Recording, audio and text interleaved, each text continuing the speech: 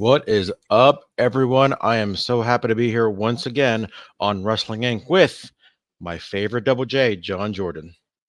I have to be your favorite now after 3 days in a row, right? I mean, You got the Double J. You wearing another J. You wearing a Jets hat. And I thought I'm you were wearing from a Jets Florida. hat. I thought you were from I Florida. am. I live in Florida. I was born in New York, and I got stuck with all of my dad's crappy teams. So thank you for reminding me. But hey, it's a cool hat though. It's got a cool little camo thing on the underside. And if it bothers you too much, I'll flip it around.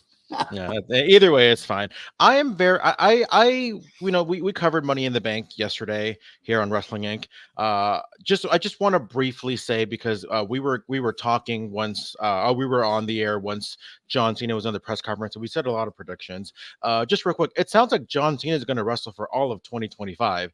So just to kind of reiterate what we were saying yesterday, or kind of talk about it real quickly, it sounds like WrestleMania 41 is not going to be John Cena's last match. So all of that fantasy booking we did, it can still work. I still have Cena and Cody at Mania, but maybe have Cena winning. Listen, this opens up more opportunities than we even discussed last night. I'm okay with it. I will say that we were a little amiss in even reporting it right when he made the announcement. I had that story. We took what we could take and we put it out there, and it is what it is. And then it got clarified later, and that's how things go. Hey, but you know what? The long play farewell tour, I think, is totally fine. We can get some more of those dream matches, some more of those return engagements. There was a little bit of a Punk Cena interchange there. Now we've got plenty of time, right? Especially with this, and we'll talk about it probably very briefly at the end, because hopefully everybody stopped watching Heatwave. Not when that little thing is, because there was like a little tiny 1 second teaser at the very, very end. I don't know if anybody watched it or anybody just kind of, people should know better to not turn off the TV once they see that copyright little WWE at the bottom left or bottom right. You guys should know better and not turn it off once that appears. And NXT taught us that, right? If anything, Yeah. was it the original Ciampa turn on Gargano that taught us that? Yeah, I want to say that was probably one of the first, if not one of the first, or if not the first, one of the first major ones that really kind of like, oh, I guess that's not the end of the show. I guess we got another 5 more minutes. Sure, and Punk's return at Survivor Series, I believe, came up after the Chiron came up at the bottom of the screen, and so you never know. But also, us wrestling fans, we're a fickle bunch. Like I said yesterday, we tend to book our own finishes in our heads, and then we get disappointed when they don't happen. So hopefully, when we see that pop up, and then we're like, "Oh, hey, don't turn it off." You never know, and then nothing happens in the future. We don't get upset. We won't spoil what that was. Obviously. Yeah, I say that just to say, I wish I was at the press conference yesterday, because I would have asked them, in this 2025 tour that he's doing, this farewell retirement tour, is now that WWE has got these working relationships with a lot of these other companies, is that completely out of the picture? Because imagine Cena showing up at maybe some other like TNA, or even maybe doing like a one-off in Japan against some Japanese legend. Again, with WWE's blessing, but of course WWE is working with a lot of these companies now. That's just a new wrinkle that can be added to Cena's career that already can solidify him even more as the GOAT, in my opinion. Hey, why not? It also sounded yesterday like Triple H is very towing the line of or walking the line of whatever John wants to do. Yeah. For the most part, in this last hurrah. So I think the fans are up for it. The reaction seems to be pretty solid. And, again, it's what I work in marketing outside of the wrestling work that I do. What a great marketing play, right? One of your legends of all time. Yeah. We've got a whole year. It's a long-term play. Come see it while you can. Limited shelf life. Good stuff. Yeah. Before we get all into the heat wave, you know what time it is? Is it trivia time? It's trivia time. Wow. I was trying to trick you with that Tiffy time thing, but it's trivia time. Wow. So we saw, first off, great Krauser. Yes, fantastic Heatwave show today. Top to bottom, just wow. I agree. We both agree. We all agree. And the main event, we saw a fatal 4-way match for the NXT Championship. So my trivia question is, who was involved in the first ever fatal 4-way match for the NXT Championship? A spoiler alert to all of our folks watching and listening. I have gotten the question ahead of time the last couple of nights. Didn't get either of them right all the way, but yeah, this one I didn't get ahead of time, so I'm gonna have to think about it along with all of you. So Yeah, think it over. They kind of referenced it very briefly. I think during the show they kind of said like, this was the first time we've seen like a fatal four way for the NXT Championship. I want to say since 2021, but it was been this many years since I want to say the first one. So maybe I'll drop some hints throughout the show. But either way, we're gonna have fun. I want to welcome once again everybody. I want to say Tommy Yo, Laura Rock, Sergio Diaz, Adonde Estas, not our not as Farmer would say, Adonde. Adonde Estas. It's Adonde Estas. Daniel Barry, Sports Highlights. Yo, right back. Alicia A. Yeah, but we're gonna get right into the show. We've seen some pre-show matches recently with NXT. We haven't really seen them on the main shows, but it looks like NXT is going to be the one that has the pre-show matches. We saw Toronto's own Arianna Grace and Karmen Petrovic going up against Jacy, Jayne, and Jazmyn Nix. I'm not going to lie, John. I am a huge sucker for these kind of like hometown, like, having these big shows in front of your hometown, especially when it's an NXT and you're but you are essentially working out of one city, one crowd. I do want to ask, as you said in Florida, how far away are you from like the NXT, like Orlando? About an hour and 20 minutes Okay. with a little traffic. I can get there in an hour on a good day if I leave early. And Have you been to any of the shows? Yeah, I've been several times. I haven't been in a bit, just because now that everything's at the PC, you still have to catch a shuttle from the Full Sail parking lot. Okay, interesting. The last time I went, yeah, you can't do rideshare there anymore. I'm not sure if that has changed in the last couple months, but it's a fun venue. And the last time I was there was actually still during the tail end of COVID, and they weren't giving out water, and there were no drinks in the crowd, so it was a bit of a rough go. But my understanding is that has changed, and I'd love to check that out. But I'm also in this quote unquote coconut loop, so right here, about 15 minutes from my house, they come and visit, every couple of months, and we go to a live event. Me and one or both of my sons, and sometimes my wife, if I can drag her. So it's always fun. So with that said, I asked that question because I had a follow-up question: is when you go to these shows, do you kind of see a lot of the same people there? Like, oh, look, there's the usual NXT crowd, or is it somewhat like cool, there's some new fans coming in, or maybe people that haven't been here in a while? I recognize a lot of people at the live event loop that have been there before locally. I do think that there still is a large contingency of regulars that go to the PC on a regular basis. I still get the emails regularly. You have to sign up and get yourself in and things like that and claim your spot and whatnot. Like I said, I don't go as frequently as I used to, but it does appear to me that there is still a large group of regulars. But I do think that there's a little bit more of a rotating door. And I think that's a good thing, Yeah. So with that said, I say all that just because I was curious, and two, like how cool it must be for like an Arianna Grace and a Karmen Petrovic too. I know Petrovic is from like the Eastern European area, but I think she came over to Toronto, Canada, when she was very, very, very young. And of course, Arianna Grace, whose father, I know she's probably got some Italian in her blood, but sorry for the breaking the kayfabe, guys, but Santina Morella is really from Toronto, Canada, and she had her start there. She the first time she was in a ring wasn't in an NXT. It was for her Battle Arts Academy that her dad used to run, and I was right there in Toronto, Canada. So how cool it must be for those two young ladies to be able to perform not just in some local crowd, which is still pretty cool, but to be inside of like a kind of a historic building. It's kind of the MSG of Canada, I guess you can say, right? Yeah, a lot of great stuff has happened there. WWE recapped its history there. We talked about some special events that have happened over the years.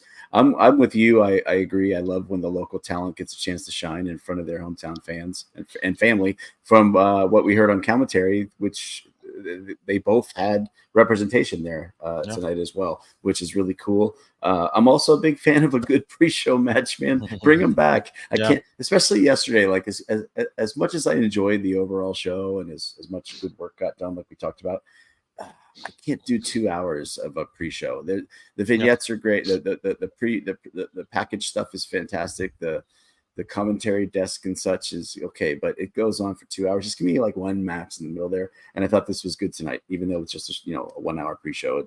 That's tolerable, but still, nice to get the action underway. And if you're one of the people that's in the live crowd, let's get warmed up. Let's see something here. And the hometown favorites are a great way to do that, I think, too. Yeah, I agree. It was a fun little tag match. I love Arianna Grace's character work. When I do cover NXT here on Wrestling Inc., I go on and on about two women. The first one is Jada Parker, and Arianna Grace is number two. Chelsea, not in that specific order, but Chelsea Green, I think is fantastic, and we've said many things about that yesterday. Arianna Grace is another one that takes advantage of like literally every single second that she's on TV, every moment, every millisecond, whenever she's got that camera on her, she knows how to kind of command the camera, I guess you can say. And this was no different. Just even going back to, and we'll fast forward to the actual show in a second, but I mean, for her segment, but just kind of coming out, obviously they're both pretty emotional just for the realness of the situation, but even going forward to that backstage segment that they had where you had Arianna is like, yeah, we're not a team anymore. But then they announced the match. And like, wait, you can't make us tag team partners fight. Like just that whole thing. My only criticism, and this is such an irrelevant criticism that's probably not even, it's probably just me. Arianna Grace's theme song is so great for the smaller environment, like PC, but in an arena like that, like I need some more pizzazz. Like I need to, it can't have that pageantry kind of theme song inside, like in front of like 10-12,000 people. Again, it's just me. That's my only critique as far as that whole thing. But that's okay. They got to see her on a big stage today, and I bet you, if not her, but other people who care and are paying attention to these types of details are thinking about that long term. Because if you play it out in your mind, if that was WrestleMania, let's say, that's not going to work. There's going to need to be a little more dressing up of it. You know what I mean? And there's always evolution over the years. I agree with you, and I draw a lot of parallels between her and Chelsea Green. Really good point as well. I'd love to see them interact down the road. I think they could feed off each other really well. I think we saw something maybe like a month ago, right? Like on NXT. Oh yeah. When Chelsea was there, but I mean like maybe a long standing type of thing, and maybe it'll be a repeat of this. Let's be partners. It's great, fellow Canadians, and then no, that's it. We're done. Maybe that becomes a thing. It's kind of cool. Yeah, definitely a lot of cool things that can happen. Women's division. I mean, we're going to talk about this women's division a lot during this show, but yeah, great things from all four competitors. And yeah, so we start off the show with the North American Championship match. Oba Femi, the champion, going up against Wes Lee. Great way, in my opinion, to start the show. Oba Femi's a beast, man. Like. I pray. It took me a while to really realize the greatness of like a Brock Lesnar in terms of his selling. But as far as the parallel goes, as far as like their offense goes, dude, I think it's all there. Like this guy is just a monster in every single way. And I talk about the selling because if Oba Femi can get to that Brock Lesnar level of selling, dude, this guy is going to be WrestleMania main eventer all the way. And he's on the fast track, isn't he? Yeah. I was privileged enough to be part of our Wrestling Inc. preview of Heatwave, and I wrote my portion of the column was this match actually, and I talked about it's not often that you see someone rise to the level of dominance that Oba Femi has in this quick of a manner in which he has. I believe he has 12 televised matches on NXT. We're not counting Level Up prior to that.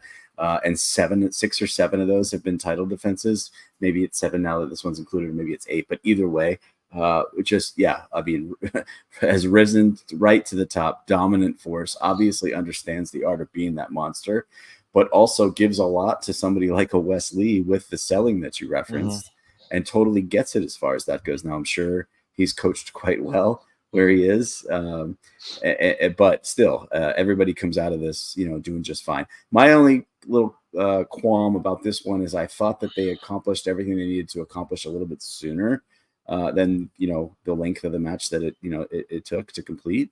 But that's okay. We had a time slot here, things to fill and whatnot, and then the backstage later with Wes Lee which we can touch on if you like, tells us that he's going in a different direction too. I do want to talk about Wesley because I've been saying on NXT on the show here at Wrestling Inc. is I think he's too good for the North American Championship. He's done his thing, probably the best North American champion there's ever been, and that says a lot because man, there have been some great ones. But I feel like he's above it now. Like I feel like he should be going after what do you have to do? Like why isn't he going after the main NXT Championship? I get wanting that championship, but I don't know. I feel like he's done everything he needed to do with that championship. Like, why is he not going after the main one? And maybe we saw a little bit of foreshadowing in that segment that he had, after the match. But I don't know. I'm all for Wesley. I think he's great. I like, and I was thinking about it today, where he turns that situation that happened with his partner Nash Carter / Zachary Wentz into such a positive, to the point where who knows. If that didn't happen, who knows where he'd be now, right? Maybe he'd still be in the tag division, which is still a great thing, but I don't think he'd be where he's at right now. So yeah, the sky's the limit, obviously, for this guy. Nobody's knocking his talent in any single way, form or fashion.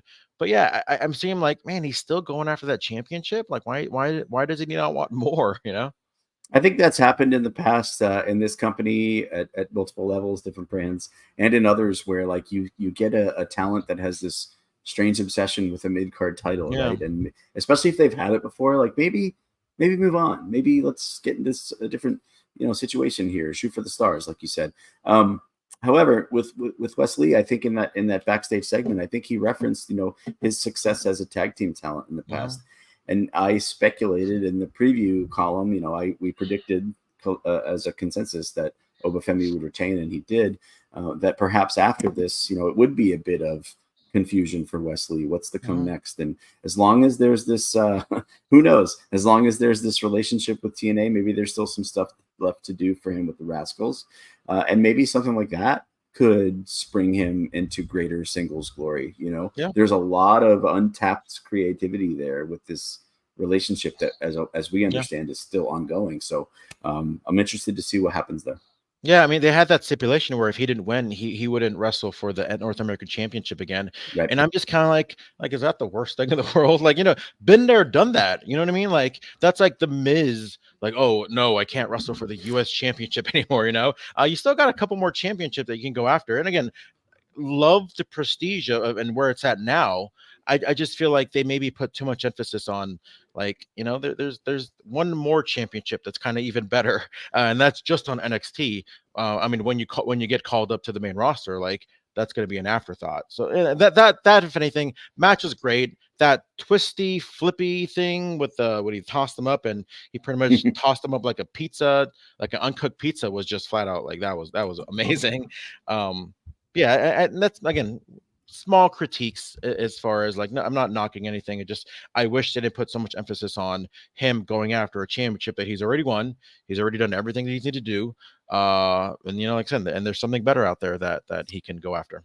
Hey, if that move that you referenced is not called the twisty flippy thing, I think it needs to be. And let's put that out there in the universe. And if Obafemi doesn't want it, then somebody else can take it somewhere else. Open season. Yeah. So for the first time in history, we saw back-to-back North American Championship matches, and I was talking to Glenn Rubenstein the other day, and I kind of was talking specifically about if we're referring to, let's say, Kelani Jordan or something, and it refers to the women.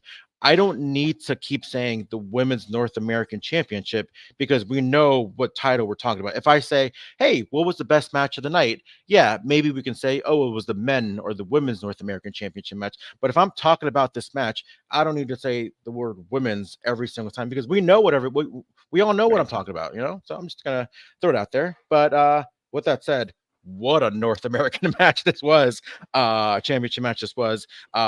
I thought this match was going to happen or I called it about a month ago that this was going to be Kelani Jordan's first major title defense. Before I get into my thoughts, I want to know your thoughts first. I almost expected some sort of a turn in this match, to be honest with you. They told the backstory of these two being friends, training together. There were social media videos of, ahead of Heatwave, let's get a workout in and things like that. So sometimes, we get conditioned to things we've seen over the years. And again, we're in this new era where maybe we need to get unconditioned to things we've seen over the years. Yeah. I just thought that, I thought honestly, Sol Ruca is such a great talent, and so's Kelani Jordan. By the way, my kayfabe cousin, I've always put out there. I told her at a live event, I said, "Hey, my last name's Jordan," and I half expected her to whisper in my ear, "Mine's not," but whatever. No, but a lot of energy, really, really, really cool vibes from her. Either way, I thought that this showcased the athleticism on both sides. The sky's the limit for both of these talents. I thought it was probably too soon to flip that title, seeing as how it was, this is the inaugural champion from a ladder match not all that long ago at all. And I was glad to see that they pulled it off without too many hitches, if any, because I thought a recent match that I saw Sol Ruca in had a few slips off the ropes and things like that. So, fantastic. She's a high risk taker. So I want to make sure I want to be watching and be confident that she's making sure that everything's going to come out okay. So I think a lot was done here, and they've probably got more of a story to tell. These two. One move that wasn't a slip up, or she pretty much hit it on perfection, was that springboard 450 clothesline. Unreal. Jesus Christ, dude. Like, what? Like, I have never seen that before in my life before. And I think I said, I'm like, I think we're going to see some cool things that we've never seen before. I was right. But man, I absolutely love this match. There were some instances where it kind of reminded me of like that Jerry Lynn, Rob Van Dam from ECW back in 99, where I feel like these two are going to be like wrestling soulmates, where we see them now, but goodness gracious, I want to see them in 5 years as well. I want to see them in 7 years. I want to see them wrestle for, the world heavyweight, the WWE championship. I just want to see them wrestle like a one-on-one match out of WrestleMania without a championship on the line. I cannot say enough great things about this match. Like I said, we saw some great things. We saw, for the first time that I've seen it, somebody counter the Soul Snatcher, which I thought was great. But yeah, I kudos to both these women. I thought this was just flat out phenomenal. One of the moves that I'd like to see not be done too much anymore is it's almost like a cartwheel Hurricane Rana type thing where somebody comes off the ropes, it does a little flip, the ankles go up, but it almost looks too choreographed sometimes. Yeah. You know what I mean? No matter how talented the person or the people are, but otherwise I totally agree with you. Yeah, we had some people agreeing with me and you.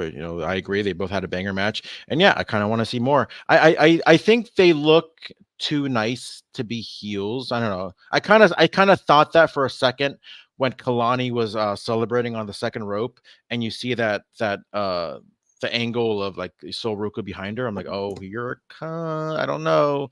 But I kind of like that it didn't happen because, like you said, I think we've been kind of trained to think that way. Like, oh, here comes a turn to the point where like, no, like, it doesn't always have to be a turn. But I for a brief second, I thought we were going to see that. But I'm kind of curious what's going to happen next. Do you have any kind of prediction on who the next challenger is going to be for your sister, I guess, for your half sister, I guess you can say.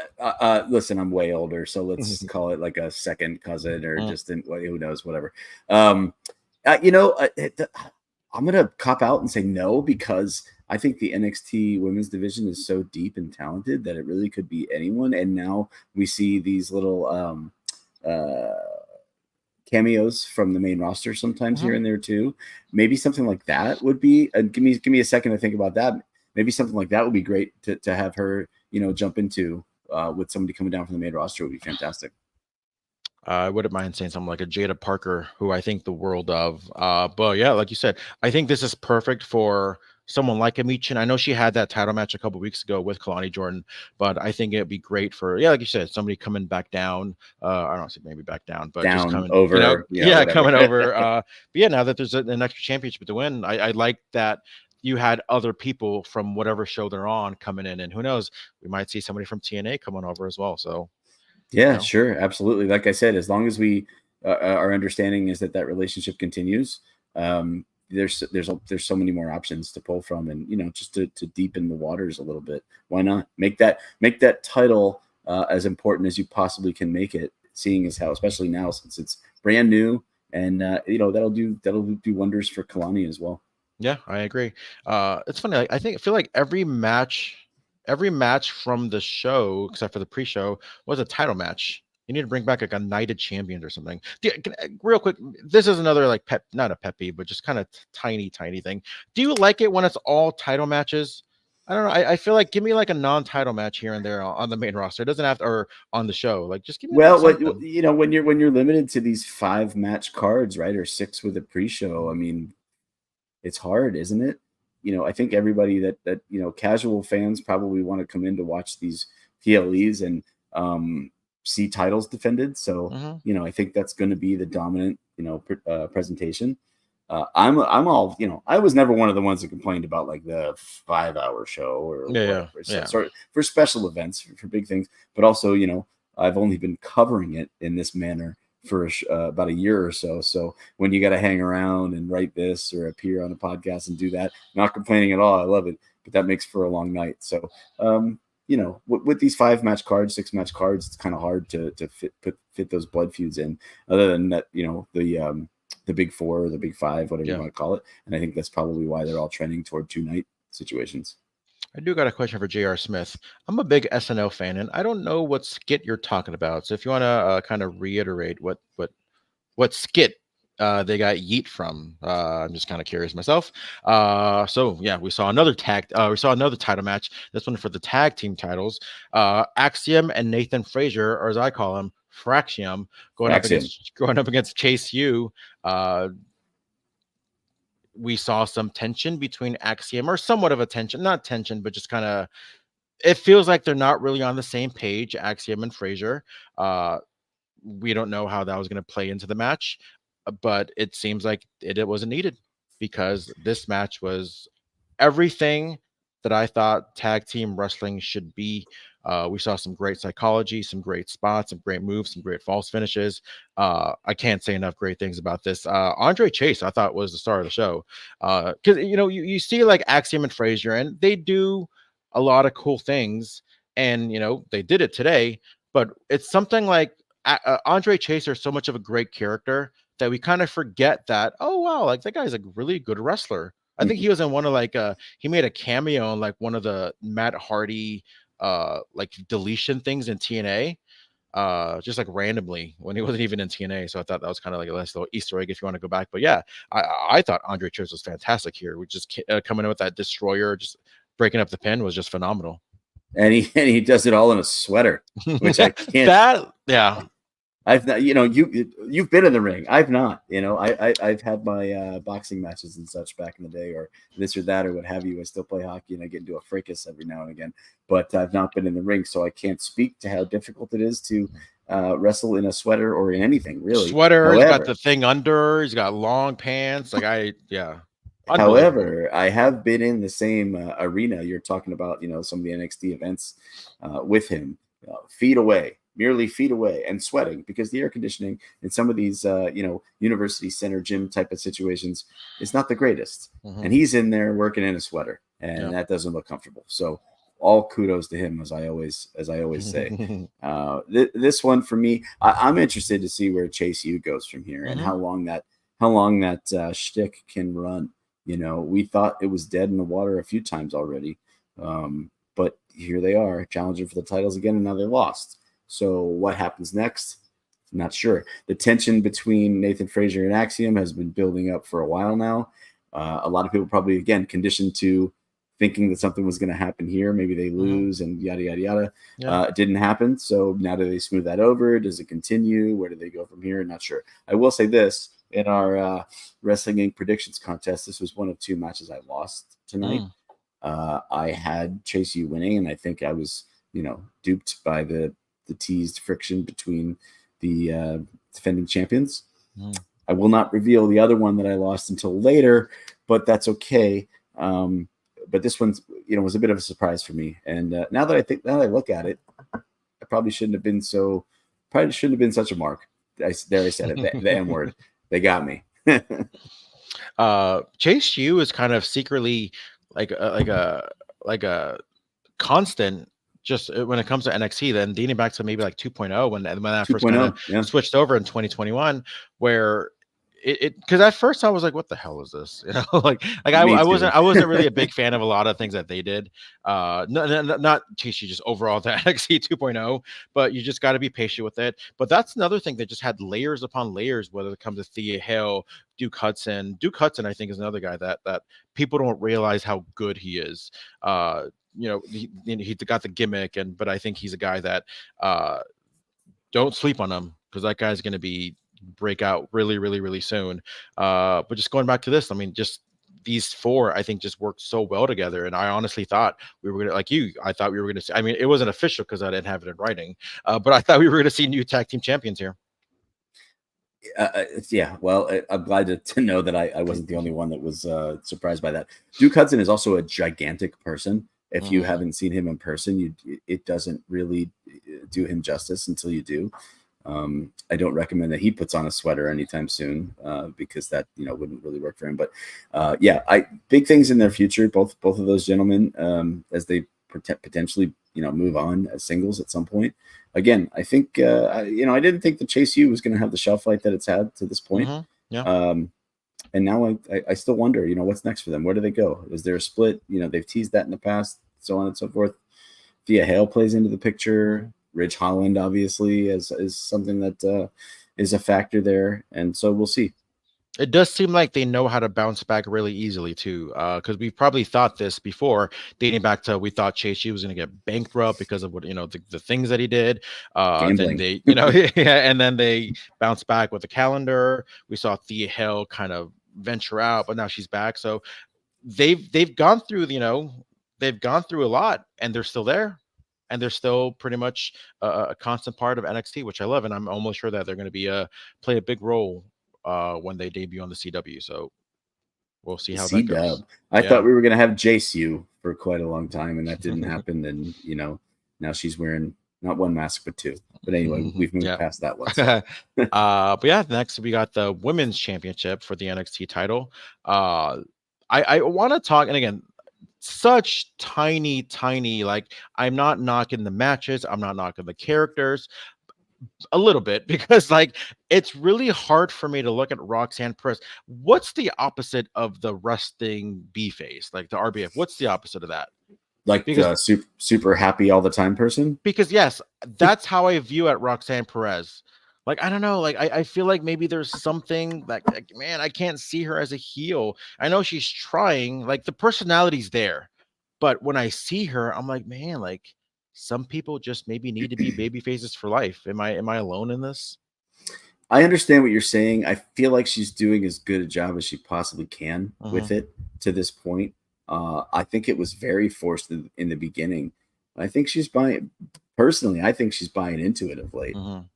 Interesting dynamics, recently with Jordan Grace coming in and now, pairing off with Lola Vice, and there's, attitude on both sides and things like that. So maybe you're comparing one to the other. Maybe one's a more natural heel than the other, and the roles are kind of flipped in this particular matchup. But I think she's doing, a pretty good job of it to this point. I think when all is said and done, she's probably going to spend the majority of her career as a babyface. But for right now, let's let her cut her teeth on the dark side of things, if you will. Nothing wrong with that. Yeah, because with that said, it's just the look. It's just, I guess you can say maybe the face. Because in ring wise, I absolutely love the aggression that she showed from this. Loved her working on the arm. Loved the finish, even with that little hiccup. We talked about that yesterday. Like that's so like minuscule, but like it just, and she kept going. And I'm like, you know what? She's gonna hit another. The fact that she had like 4 or 5 pop rocks, especially that last one, like that's something that the aggression that I wanted to see in her for a while since she turned this heel, since Adonis did the heel run. But yeah, this is another one that I can't say enough great things about. I thought this was great. I thought they worked well together. Lola Vice, I think, is a star in the making. Anybody thinking that, oh, it was her time, like, dude, forever's a long time. Like, she's got time to win the championship, especially when they go to the CW, and there's going to be a much bigger platform, more eyeballs than the USA is going to have. Yeah, I wouldn't be surprised if we see like one big title change go on in the first NXT show on the CW. Yeah. And I think this might be one of those. Maybe this gets run back, is what you're saying. Yeah. That's my takeaway from this match was what happens next for Lola Vice. She first kind of came onto the scene in the breakout tournament with the contract, and Yeah. that didn't work out in her favor. And now she battled her way back through some, going back to her roots with the underground matches and the more of a vicious style and these fists don't lie type of thing, and showing some clips from her MMA background and things of that nature. And yet, still she comes up short here. That does great things for the incumbent champion because she looks as credible as can be, beating a formidable opponent. And then B, now Lola has to battle her way back and get back into the picture. So where that happened, where that goes from here, it probably sets up some unofficial qualifying matches to get her back into the title picture. But that could be a good thing too. Yeah, I know they announced the Great American Bash for Sci-Fi. It's the Tuesday after SummerSlam. I want to say it was like August 5th or something like that. Do you see, or who do you see Roxanne facing up next after the successful title defense? Yeah, that's what I was just thinking. Again, I think I copped out on the North American title picture with a main roster talent, but I'm not sure. Isn't Julia right around the corner potentially? Just about. I'm not. She is. I'm not too sure the extent of her injury that she had, but yeah. I mean, and maybe that would have happened already, and so maybe they're biding their time at this point before that comes to play. But I wouldn't expect a title change before then, right? I don't think that the NXT Women's Championship is going anywhere until potentially Julia's in the mix. And if then, nothing's guaranteed either. However, I will say, holy cow, I can't wait to see that. I can't wait to see her on this stage. Although I'm thinking completely out of the box here. So let me know if I'm really, really too out there. I've been saying for a few weeks. I know last week was Forbidden Door, and I've been saying maybe like a week before that too. I am thoroughly impressed with this Stephanie Vaquer that faced Mercedes last week and had a couple things. I'm not too sure how the CMLL contracts works, but let's just assume it's easy to get out of. And now you have all these rumors, and again, they're just rumors. I'm not confirming anything, but that WWE and AEW are both interested in her now, based on her amazing performance last week at Forbidden Door. It wouldn't surprise me if she is in WWE by the end of the year, and then thus going to NXT for a little bit before eventually going to the main roster, because I feel like they don't need anything, but they haven't really had any kind of like South American representation. I know she's from Chile. A lot of these women, I know Roxanne's Mexican. I think Mexican. I want to say Lola's Cuban. She's Cuban, right? So. Yeah. Yeah. So I feel like they will benefit from having that kind of South American representation. So I'm just completely out of the box. I'm not saying she's going to show up in the next couple weeks, but Stephanie Vaquer, I think, is somebody that I'm predicting is going to be in WWE by the end of the year. I will say that this did not hit the Wrestling Inc. newsroom officially, but you are not the only person who saw and heard those rumors today of potential interest in Vaquer from both big time companies. We'll see. Obviously, she impressed people with her performance in AEW, and her presentation was fantastic too, from the little bit that I saw. So she's got star written all over her. Who knows? When you have a situation like maybe you're waiting for something that you thought was going to happen earlier, like a Julia, or even Cora Jade's been injured for a long time. I saw her name pop up a couple times in the chat. I'm sorry I missed to mention that at first, but I believe she's still got a ways to go. But injuries are unpredictable, right? So now something else comes up, and maybe you would have been interested in the talent from an outside promotion, regardless. But maybe if you can kind of speed that up and bring somebody like that in, the fans would be all over it, and it would be timely. And that's when you want to strike when the iron's hot, right? So I'm full of cliches tonight. I apologize, but that just popped into my head. So yeah, great point. Yeah, so we'll see how that goes. I think it's gonna be an exciting time for NXT, especially in the next couple months. That CW debut is gonna be one of the best things that we see coming out of not just NXT but all of pro wrestling. And then we have our main event: Trick Williams defending against Ethan Page, Shawn Spears, and Javon Evans. I can't say it. Again, every match delivered. I mean, I keep saying the same thing because every match delivered in so many great ways. Although, because I'm full of criticisms, Trick Williams, he lost the championship, but one thing that I kind of noticed was I feel like because he's still like a rising star. I feel like this match needed to be about him, whether or not he won or lost. But he wasn't, in my opinion, the standout of the match when I think like he needed to be. Javon Evans was just I don't know if that says a lot more about Javon Evans. I don't know if that says about Trick Williams, but Javon Evans, like he was just holy moly, just all over the place. Like, and man, that guy is just He's amazing in every bouncy. single He's, way. he's Yeah, he's bouncy, isn't bouncy. But I don't know if I should be worried about Trick Williams because, like I said, he's a guy. He still needs some polishing in a good way. He's still amazing at what he does, but I feel like he's still getting there. That I feel like he needs to have these blow away performances that he's not having. So he's in a match like this with a Mhm. Shawn Spears, with an Ethan Page, and with two veterans there, Yeah. and with a rising up and comer like Javon Evans, who yes, absolutely showed out. Yeah. And he's 20 years old. Oh Yeah. my goodness! Like I didn't even know what day it was when I was 20 years old, and look at what this kid's doing already. What a future he has in front of him. I hear what you're saying, George, and I promise to those viewing and listening, we didn't talk about this beforehand. I feel the exact same way about Trick Williams. In casual conversation, I would say I have said I'm not super sold on Trick yet. I think this was a very early championship run for him. He's got amazing charisma. Yeah. He is jacked like a Greek god. He's athletic as hell. We could say hell, right? I think whatever I did, I'll deal with that. I'm the fill-in guy. It doesn't matter. I just thought it was early. I think his in-ring stuff, and I hate saying that because I'm not a wrestler. Yeah. I mean? I'm humble enough to say that. So it feels weird every time I mention something like that. He's still got a ways to go. So what I meant by being in there with the veterans like a Spears and a Page, he's protected in a certain kind of way. And you saying that he's the champion and the story wasn't really all around him. The story they tried to tell was that he was playing defense. They mentioned that multiple times, and he did have to make a couple saves. And even in the end, that really cool finish that we saw, which was probably really, really hard to pull off from what I gathered.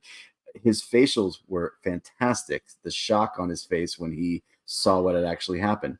But to me, that champion playing defense type of thing that usually works better when it's been like this long standing championship run, when everybody's coming after you and you feel like you're having to, have your head on a swivel at every turn and always defending and this and that.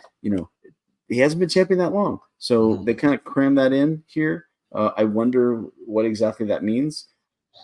Here's where I have to admit that I got the end result wrong. I actually thought we might have a Shawn Spears title run here.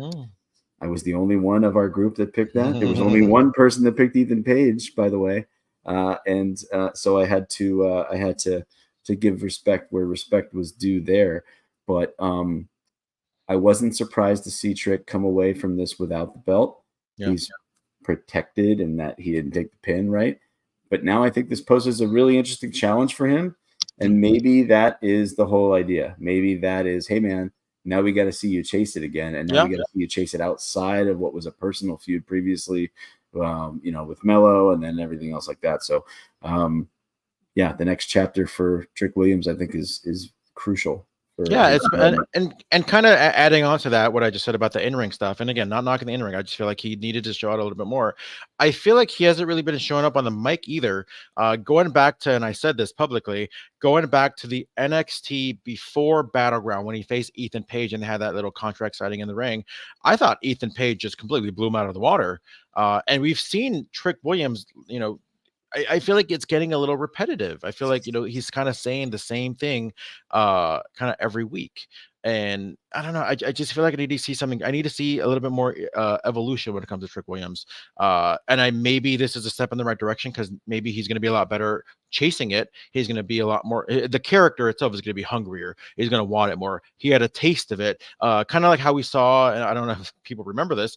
Remember when he won the North American Championship from Dominic Mysterio, and then he lost it like a week later. Like and then we saw like him elevate, and I feel like maybe that's what we're gonna get again, where he had it, he got a taste of it, he knows what it's like to be on the mountaintop, and I'm hoping that now that he's gonna be chasing it again, that we're gonna see him evolve even more to, hopefully to what we all know that he's capable of.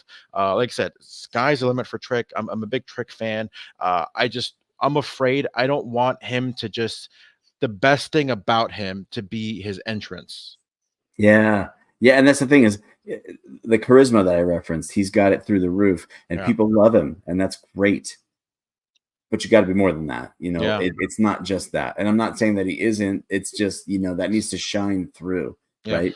That has to if you're going to be the title holder, the face of the brand, that has to just, scream from the rooftops from every angle. And I didn't really see that. I'm not saying that I don't see great things in the future for him. It's weird because I was thinking too, could they possibly be prying him up for a main roster gig already? But then, because sometimes when it's a short title run at NXT, that's something that you might think logically is why this is happening and so on and so forth. But I guess this might not be that. This might be that test that I was referring to, where it's now you got to chase and get it back. And I had everything that I was pining for, and now I got to get it back. And maybe that brings out that an extra level, a layer to the character, like you said. Like, what else is there? It's not just the music.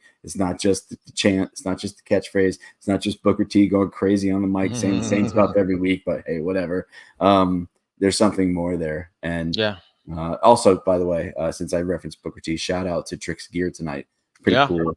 A little Harlem Heat homage, perhaps, and what a better time than Heatwave. So I'm looking forward to. I keep saying that every time I doubt what WWE or NXT is doing, what the next step is around the corner, they lately have been showing me that I don't know anything, and they've got it handled. So I don't need to worry too much. And I just want to reiterate one more time, I am not knocking Trick Williams. I thought he was great today. I just thought that he needed to be the standout and he wasn't. Like I mentioned, Javon Evans was just doing things. The fact that he did like a backwards spot table crash onto the table that didn't even break, like Jesus Christ, like I'm afraid to fall forward, let alone fall facing backwards into like a table. In real time, I said something in our Wrestling newsroom chat that did not feel good. Like that, there's nothing about that felt good. So kudos to him. But I understand what you're saying, man. I mean, and that's what I was saying about like this, how Trick showed out or how he was spotlighted tonight was the defense thing. And again, I just didn't think that clicked all the way, especially when you got somebody like Javon Evans just flying all over the place and doing multiple spots with Paige and Spears. Also, kudos to them, that were crazy as well. So a little bit, overshadowed there. Like he needed to be the Trick Williams from that NXT Deadline show when he did that. I forgot the name of the show. Iron Superstar, Iron Challenge, whatever that. Iron Survivor. Yeah. Like then that was a Trick Williams show. Like everybody was talking about Trick Williams after that specific match. So I just feel like we need to see that. Now that he's was a champion, now that he's a top dog, we need to be talking about Trick Williams a lot more now than we did when he was, doing that Iron Survivor thing back in the day. We got a new champion, All Ego Ethan Page. I would have called Trick Williams retaining, to be honest with you. But where does this go? Do we just kind of see a Trick Williams, Ethan Page story for the next couple months? Maybe them having a rematch at the Great American Bash. Does this lead into maybe Trick winning it back at the first NXT on CW show, or what do you think is going to happen now? I would think that just like we're talking about Raw's first show on Netflix, that first NXT show on CW has got to be something wild, right?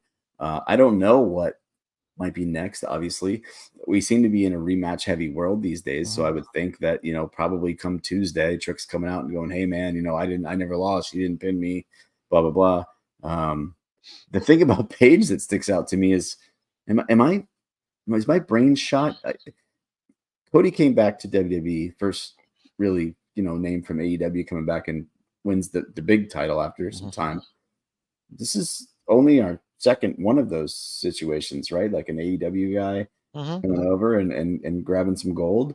Yeah. Kind of interesting there too. I tend to fall in the camp that says that WWE doesn't care as much as other people think about what they're doing, but I don't know. Did something happen there in terms of like, haha, we took a guy that you guys weren't using hardly at all, and now he's our champ on NXT, which is pulling similar numbers to your big show. I don't know. I don't want to get too far into that. Yeah, that's definitely like a wormhole that I think about a lot, and I'm always like trying to like put myself back in it, where I'm like, they're not gonna like make a business decision just to spite somebody. But then I'm like, look at $1 Million Man servant Virgil, But I mean, that's just the name. Like, but they had that spot too with Paige and Cody and Lexus King, and who was the fourth? I can't remember. Shawn Spears. Oh, Spears, and they're all pointing at each other. The old Spider-Man thing. Yeah, they did that too. That was a there was an effort made to make sure that took place. So I don't know. Like, do I think that they put the title on because I think they know he's a good hand. They know that maybe he was undervalued in AEW. Yeah, but do I think that their only reason why they did it, like, oh, let's stick it to AEW? No. I wouldn't say only. I'd maybe say like a minor reason. It's like, oh, and look at that too. Oh, look at that. Look how convenient that turned out. I'm sure they got plans. And that's why I was thinking, this was going to be a I did it again, a Spears thing. And I also, I don't have we saw some tensions. That's why I was kind of thinking that it might have gone his way. A veteran taking the belt. There's nothing wrong with that. Yeah. Giving it some extra credence and things of that nature, and having Trick chase again. But there's got to be something more here that has something specifically to do with Paige. There's a reason why he's the champion now, right? And also, what does a heel champion accomplish? It makes the babyface that much more, desired in terms of going and getting it. And so whether it's Trick or whether it's somebody else, and off the top of my head, I can't think of anybody else jumping into that picture right now, but somebody the fans are going to get behind and maybe elevate to a new level. Maybe Wesley. Yeah, maybe, but his backstage promo was a little convoluted. He didn't just say like, what's next for me? Maybe it's something bigger and better. Again, he referenced tag team stuff. He referenced other things, and I don't know, a lot of moving parts here as usual. A lot of moving parts, and as we talked about earlier, blink and you miss it because you had the little thing at the end with the things, not the things wrong, but copyright, NXT, and then like I said, blink and you miss it, and I was like literally, okay, they're gonna do something. Are they gonna do something? And then you literally see the Joe Hendry, like the white screen, and then him kind of turn around, and that's it. That's all. That was it, right? There was no music or anything because I had already no music, no nothing. TV. Yeah. Yeah, there was no clap, there was no I believe or whatever. That's it. Well, obviously, George, somebody must have said his name. I mean, some people had a couple signs, but yeah, I don't think neither one of us were covering the show at the time, so we could talk about it now because it's relevant now. But yeah, we saw Joe Hendry on NXT a couple weeks ago, and that's pretty much not all that's everybody's been talking about, but it kind of it's still going. I literally had people text me, and again, like I have casual wrestling fans, and I have like just like, oh hey, like, and I happen to catch this, and literally within an hour, because it blew up on social media, they texted me, I believe in Joe Hendry. And I was like, wow, like that just goes to show how much it works, right? Like you have your regular wrestling friends that are like, oh my god, I can't believe what you guys saw, blah blah blah, but then you have like, oh wow, like even if it gets their attention, then they're doing something right. Like, what do you think this means? Is it something that do we see him show up a lot more? Do we see him? I know he's got a TNA championship match coming up soon at Slammiversary. Do you think he's winning? Is he going to come over to WWE as a TNA champion? Like, so many possibilities, but I want to hear, what do you think? I mean, I don't know what to think. Is he the guy that comes after Paige now? And who knows? It's interesting because he was obviously on NXT TV, but it was very brief and was memorable in that he had the backstage interaction and things like that, and tweeting after Shawn Michaels and so on and so forth. I'm not sure. But listen, the internet does crazy things, and I think Joe Hendry and his song and his shtick and his character has caught fire. The definition of viral, right? So they're giving the people what they want. Isn't that what Rock said in the documentary? Was what he always listens to. Was maybe this was all his idea, just like everything else these days, right? I'm just kidding. I don't really fully believe in that, but it's still running hot. Speaking of things that are viral on the internet, but another new wrinkle into the WWE/NXT fold, the whole TNA relationship, and Joe Hendry, somebody that people want to see. They're bringing signs to not just here at this show, at other NXT shows, at WWE shows. I saw it on the pre-show for Money in the Bank. Seen it at sporting events and things like that. And I believe in so on and somebody else. I said it about myself, I think last night as we were wrapping up, say my name and I'll appear. If they need me on the podcast, I'm going to be here. He's got the people behind him. So, that's number one anyway. Yeah, just kind of break the fourth wall because I haven't really been on, like, I just, the show ended and we did this, obviously. We're literally, show ended like half an hour ago, 45 minutes ago. And I'm like, let me just go on Twitter and see what everybody's saying. And just, a lot of people are pretty much saying like, oh, Joe Hendry tweeted the picture. Actually, that was like 12 hours ago. But yeah, just a lot of people are like, wait, did I just see Joe Hendry at the end of NXT Heatwave? But yeah, you did. But yeah, either way, that just goes to show like they are. And I say this on Friday. I say this all the time. It's like, dude, this is just fun. You know what I mean? Like gone are the days where you just finished watching a show and you're like, all right, that was a good show. All right, what else is on TV, or move on with the next part of my life. But in that, we're literally talking about like, oh my god, like, did you see that little like blink and you missed shot of Joe Hendry? Like, just so many cool things happening in wrestling these days. Or people in the background, or an Easter egg in a documentary, or somebody has a cameo on an interview and third party situation or something like that. Somebody's podcast drops this comment or somebody's name or so on and so forth.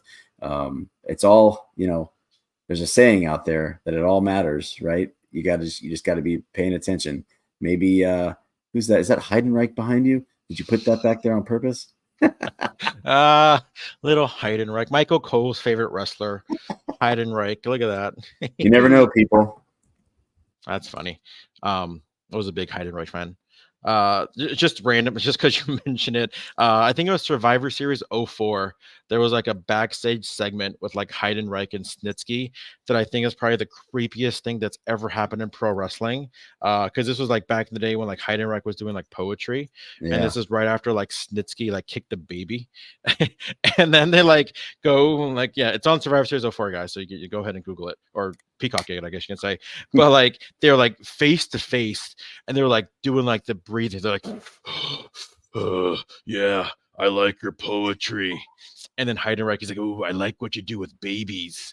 And then they just kind of walk away. And not the best era, I would argue, but hey, it is what it is.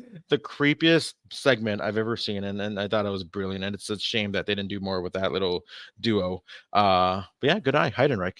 But Heatwave, what do you what would you say overall about your overall opinions on Heatwave before we get into the trivia time answer?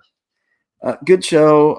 I was a little wrestlinged out, I think, and I hate to say that because I love it, but it's Friday, Saturday, Sunday. A lot going on. It's all important. Feels like a WrestleMania weekend, kind of, don't you think? Kind of, sorta. And then good golly, Miss Molly, we got Raw tomorrow night, so I guess Tuesday I'll hang out with my wife again. And but Tuesday's NXT. Oh, you're right. No, Tuesday's hockey night for me, so I don't always get to watch NXT live. I got to watch it on tape, but Wednesday is usually date night, so that's good. Sorry, gotcha. AEW. Do you have a guess on the trivia of what was the first Fatal 4-Way match for the NXT Championship? I'm not gonna say like what show, because this was before they did NXT Takeover Insert City here.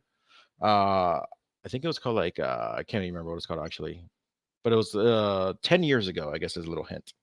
I don't have a complete guess, and I'm happy to take half credit. But was it a 4-way that included someone who now goes by the name of Pac?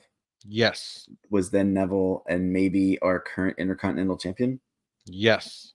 I can't remember anybody else. The other two, this was, I want to say September 11th, 2014 at the, not the Pro episode, at the Full Sail University. It was NXT champion Neville defending against Sami Zayn, defending against Tyson Kidd, and Tyler Breeze. Breezy. I saw Jonathan Torres got it right pretty early on, so kudos to Jonathan Torres. Jonathan Torres, you get a high five. There you go. Look, I gave that's a double. We're doing double that. High five. Yeah, look at that. You know what? And give yourself the old DDP self high five as well. Look at that. Good kudos. You did get it, Jonathan Torres. I hope you're putting your hand up to the screen right now. He is. I can tell. I can feel it.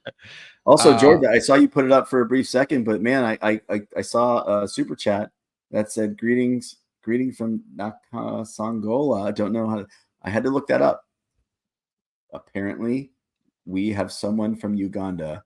Oh wow. Tuning in right now. That is really, and I want to say that's really cool. And that deserves another high five, which I'm is Uganda the one that has like that little wrestling thing going on? Is it Uganda? Soft ground wrestling. I'm not 100% sure. I think the one that Cody's gonna get them a ring. Yeah, I don't want them to fall on a tree stump or something like that, like I've done before in the past, which is not advisable by any means. But I don't know if that's accurate or not. But I just thought that was pretty cool. You know, somebody from Uganda cares what I have to say about, you know, silly little wrestling show. Pretty cool. And greetings to you guys as well.